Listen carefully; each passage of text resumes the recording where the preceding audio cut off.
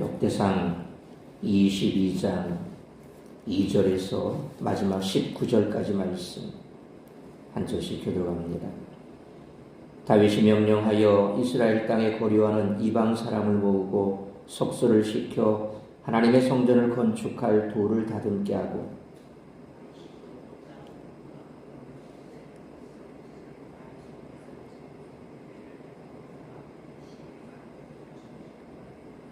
또 백향목을 무수히 준비하였으니 이는 시돈 사람과 두로 사람이 백향목을 다윗에게로 많이 수운하여 왔습니다.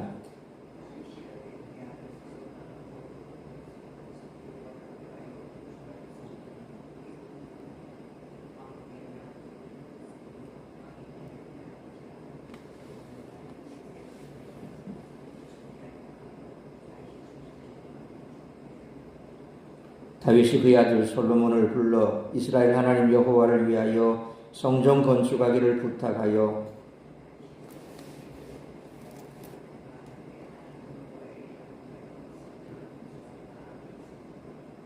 여호와의 말씀이 내게 임하여 이르시되 너는 피를 심히 많이 흘렸고 크게 전쟁하였느니라. 내가 내 앞에서 땅에 피를 많이 흘렸음즉 내 이름을 위하여 성전을 건축하지 못하리라.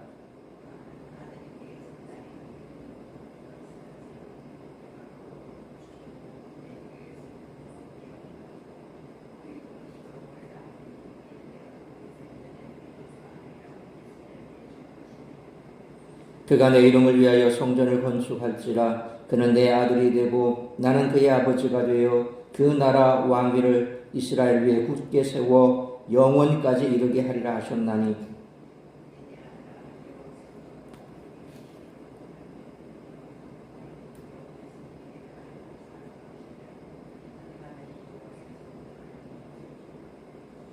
여호와께서 내게 지혜와 총명을 주사 내게 이스라엘을 다스리게 하시고 내 하나님 여호와의 율법을 지키게 하시기를 더욱 원하노라.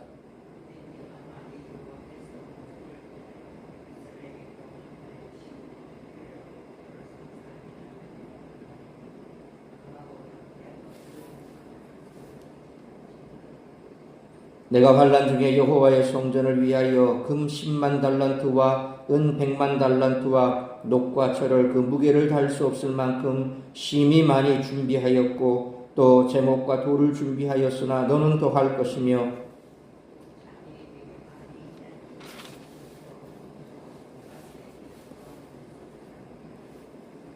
금과 은과 놋과 철이 무수하니 너는 일어나 일하라. 여호와께서 너와 함께 계실지로다 하니라.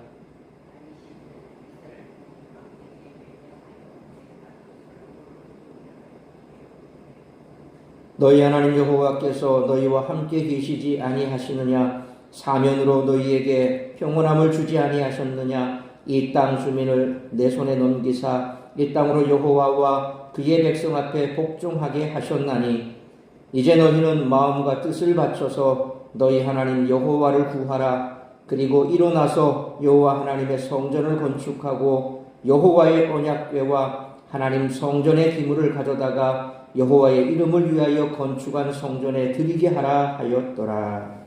아멘. 21장이 다윗의 군사적인 승리에서 성전토에 대한 관심으로 전환되는 전환축의 기능을 한다면 22장부터 29장까지는 본격적인 성전 건축 준비에 관한 주제가 이어집니다. 성전 건축에 관한 당부가 오늘 본문 22장 2절로 마지막 19절까지 이어지고 23장부터 26장까지는 성전 봉사자들의 조직이 그리고 27장은 군대 조직을 소개합니다. 다시 28장부터 29장까지 해서 성전 건축을 위한 다윗의 마지막 당부와 솔로몬의 등극으로 결말을 냈습니다. 따라서 역대기에 성전에 대한 관심이 얼마나 중요한가 이것이 반영되었는지 알 수 있습니다. 그런데 이와 같은 다윗의 간절한 바람에도 불구하고 성전을 건축하지 못했습니다. 그러나 그는 성전 건축을 위한 준비는 할 수 있었습니다. 사람은 한계를 깨달았을 때 오히려 자기가 할 수 있는 일에서 최선을 다할 수 있습니다. 다윗 역시 자신이 할 수 있는 일과 할 수 없는 일을 명확히 알게 되어 오히려 자신이 할 수 있는 일에 최선을 다할 수 있었습니다. 한편 성전을 짓기 위해 천문학적인 재정과 노동력을 동원하는 것은 신앙이 없으면 불가능합니다. 거대한 신전을 짓기 위해 국가 재정을 쏟아붓는 일이기 때문입니다. 성전 건축에 대한 결심은 세상의 눈과는 다른 영적 차원의 눈이 열려야 가능한 것입니다. 금 10만 달란트라 그랬습니다. 1달란트가 무게가 34.27kg입니다. 근데 이 10만 달란트라고 하는 이 무게를 사실상 오늘날 돈으로 환산하려면 이게 금 시세는 g으로 칩니다. g입니다. 그래서 34.27kg을 g으로 환산하면 곱하기 1000을 해야 되겠죠. 그러면 34,270g이 됩니다. 오늘날 1g당 금 시세가 약 14만 원입니다. 그러면 이 34,270g에 10만 달란트니까 10만을 곱하면 그것이 g당 무게가 약 14만 원이니까 오늘날 돈으로 환산하면 한화로 479조 7,800억 원이 됩니다. 또 은 100만 달란트라 그랬습니다. 역시 1달란트가 34.27kg입니다. 여기에 100만 달란트니까 이것을 킬로그램으로 환산하면 3,427kg이 되죠. 은 무게는 킬로그램 단위로 계산을 합니다. 약 오늘날 1kg의 은 가격이 180만 원 가량 한답니다. 뭐 금액은 왔다 갔다 하겠지만 그것을 돈으로 한화로 계산하면 61조 6,860억 원 정도가 됩니다. 그래서 금 10만 달란트, 은 100만 달란트 이 두 금액을 한화로 계산한 금액을 다 합산하면 541조 4,660억 원이 됩니다. 2024년도 기준 대한민국 한 해 1년 예산이 약 656조 6천억 원입니다.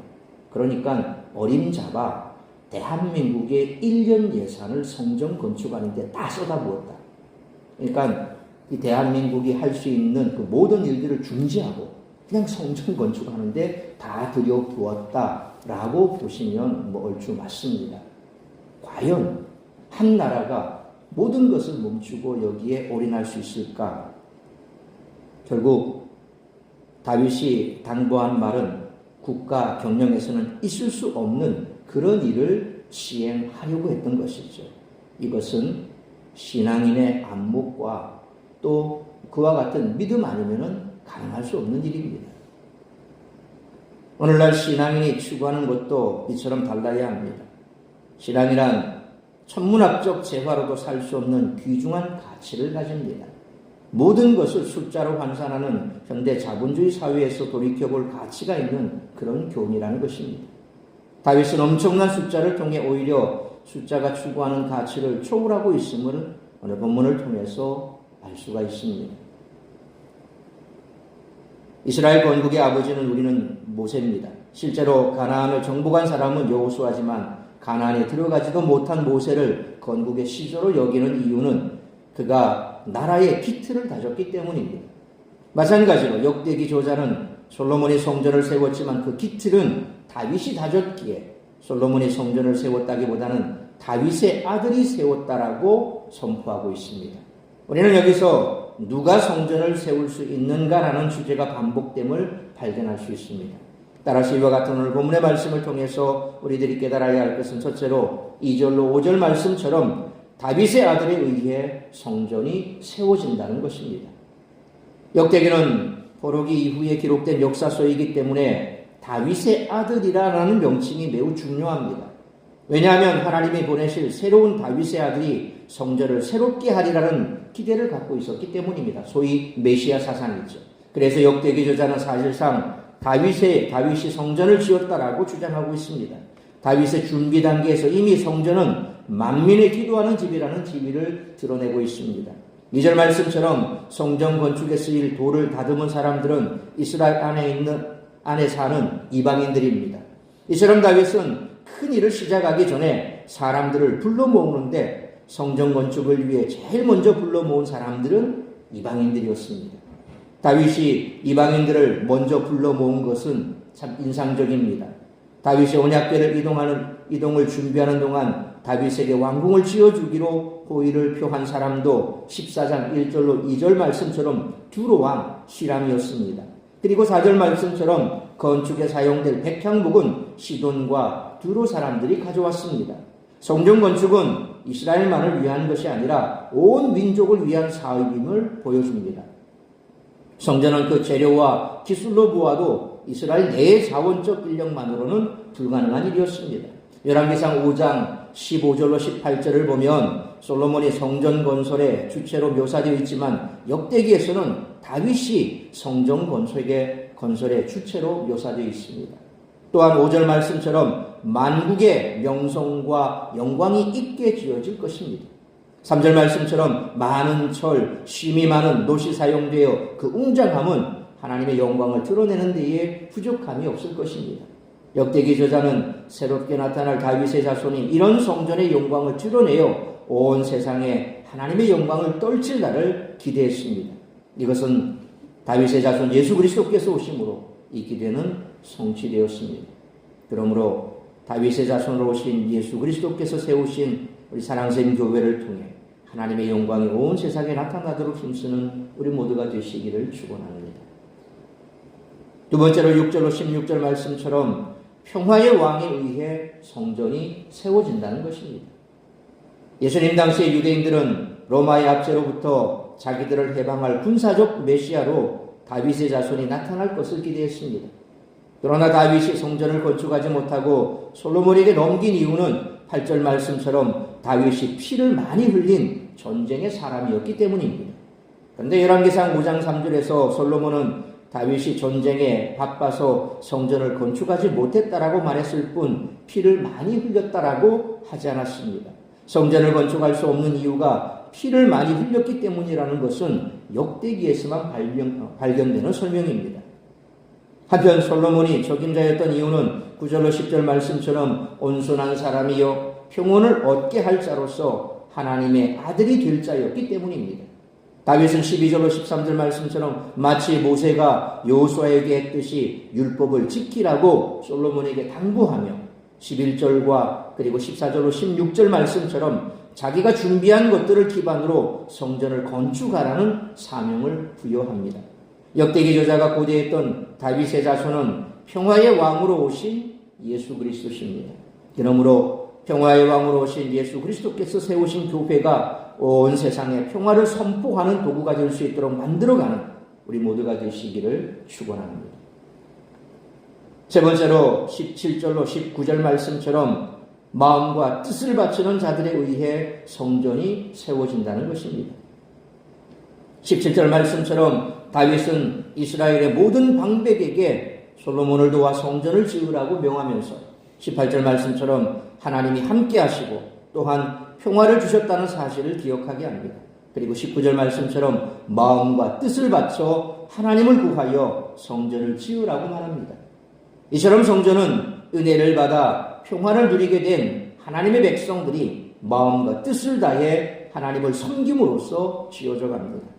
이제 돌과 나무로 지은 성전은 의미가 없어졌고 예수님을 주님으로 고백하는 공동체, 교회가 성전이 되었습니다. 진정한 다윗의 자손이신 예수님이 머리가 되셔서 마음과 뜻을 다해 하나님을 사랑하는 백성들이 모여 참된 성전, 교회가 세워져 간다는 것입니다. 우리도 진정한 성전을 세우라는 사명을 받았습니다. 그렇다면 우리는 얼마나 이 사명에 관심을 가지고 있을까요? 오늘날 극우단체들과 함께 교회가 앞장서서 마치 구국운동을 하는 것처럼 헌법재판소를 파괴해야 된다, 누구를 구하기 위해서 헌법재판관들을 죽여야 된다, 어찌해야 된다. 이건 기독교적인 마인드가 아니죠. 예수님이 교회를 세운 게 뭡니까? 평화를 주시기 위해서 오셨지 않습니까? 주님이 오심으로써 하늘에는 영광이 이 땅에는 평화가 왔다고 했습니다. 그런데 평화가 교회를 통해서 선포되어야 되는데 이 나라, 이 민족의 교회는 앞장서서 나라를 무너뜨리는 것처럼 법치를 무너뜨리는 것처럼 누구 한 사람을 구하기 위해서 누구를 죽여도 되는 것처럼 이렇게 호도하고 있습니다. 이것은 교회가 할 일이 아닙니다. 교회는 전쟁에서 평화를 선포할 수 있는 그런 능력이 있는 곳입니다. 그런데 평화로운 땅에 오히려 평화를 해치는 그런 일들을, 그런 말들을 서심없이 내뱉고 있습니다. 교회의 역할이 뭡니까? 정치 선동하는 곳입니까? 한 목사가 나서서 그렇게 선동한다고 평화가 옵니까? 평화는 하나님이 주시는 겁니다. 예수 그리스도에 의해서 평화가 오는 것입니다. 우리는 평화를 위해서 기도해야 잘 드리고 또 전시와 같은 그런 상황 속에서도 포성이 멈추기를 위해서 기도하는 자들입니다. 그런 교회의 사명을 잇는다면 과연 세상 속에서 교회가 교회의 사명을 감당할 수 있을까요? 그러므로 마음과 뜻을 다해 주님의 몸된 교회를 세워가는 우리 모두가 되시기를 축원합니다. 사랑하는 성도 여러분, 우리가 교회를 세워가는 원리와 역대기가 가르치는 성전에 지어지는 원리는 정확하게 일치합니다. 사도 바울은 우리가 하나님의 권속으로서 사도와 선지자들의 터 위에 세워져 예수님이 친히 모퉁이 돌이 되신 성전에 함께 지어져 가고 있다라고 에베소서 2장 19절로 22절에서 말씀합니다. 오늘날 우리도 하나님께 이런 사명을 받았습니다. 그러므로 주님의 몸된 교회를 섬기기 위해 마음과 뜻을 바쳐 최선을 다하며 교회를 통해서 세상에 평화가 선포되는 일에 앞장서는 모든 교회가 될 수 있기를 주님의 이름으로 축원합니다. 기도하겠습니다. 살아계신 아버지 하나님, 은혜와 사랑을 감사합니다. 교회는 인간이 짓는 것이 아닙니다. 우리 예수 그리스도께서 교회의 머리가 되시고 모퉁이 돌이 되셔서 이 땅에 교회를 세우셨습니다. 교회의 주인은 예수 그리스도입니다. 예수 그리스도께서는 이 땅에 평화의 왕으로 오셨습니다. 교회를 통해서 평화가 선포되어야 합니다. 교회의 지체로서 우리가 할 수 있는 것은 평화의 왕으로 오신 그 예수 그리스도께서 세상의 평화를 선포하셨듯이 교회가 세상의 평화를 선포해야 됩니다. 교회는 세상을 혼란스럽게 하는 곳이 아닙니다. 세상에 불화를 부추기는 것도 아닙니다. 정치적인 선동을 위해서 교회가 존재하는 것도 아닙니다. 그것을 위해서 뭉쳐서 정치적인 선동에 이용되는 것도 아닙니다. 교회는 그저 예수 그리스도의 평화를 선포하는 것이요, 복음을 선포하고 이 땅 가운데 죽어가는 영혼들을 구원하기 위해서 교회가 존재하는 것입니다. 죄악된 곳에 교회가 있어 빛과 소금의 역할을 감당해야 될 것이 바로 교회가 감당해야 될 것입니다. 주님이 땅에 다시 오실 날 가까운 이때에 마지막 구원의 방주 역할을 감당해야 될 것이 교회입니다. 고난당하고 핍박당하고 무시당하고 세상 가운데서 방황하는 자들이 쉬어야 될 것이고 피해야 될 것이고, 그래서 교회는 사랑의 거처가 되어야 됩니다. 그러므로 오늘 과연 우리 교회가 그러한 곳으로 세워져 가고 있는지 다시 한번 돌아보면서 우리 사랑샘교회뿐만 아니라 이 땅의 교회들이 진정으로 그리스도의 사랑을 실천하고 교회가 교회다워지고, 그래서 죽어가는 영혼들이 교회를 통해서 생명을 얻고 영생을 얻고 소망을 얻고 이곳에서 평안을 얻는 그런 교회로서의 사명을 감당하기 위해 우리 모든 그리스도인 한 사람 한 사람이 이를 위해 힘쓰고 애쓰는 놀라운 은혜를 허락하여 주옵소서.